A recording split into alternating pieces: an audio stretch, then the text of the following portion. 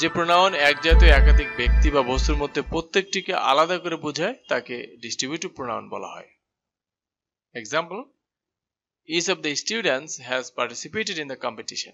এই বাক্যে each হলো ডিস্ট্রিবিউটিভ প্রোনাউন।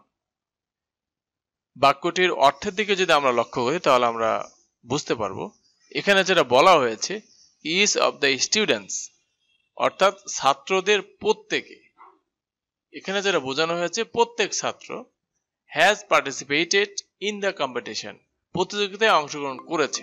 এই বাক্যে প্রত্যেকটি ছাত্রকেই কিন্তু আলাদা করে বোঝানো হয়েছে।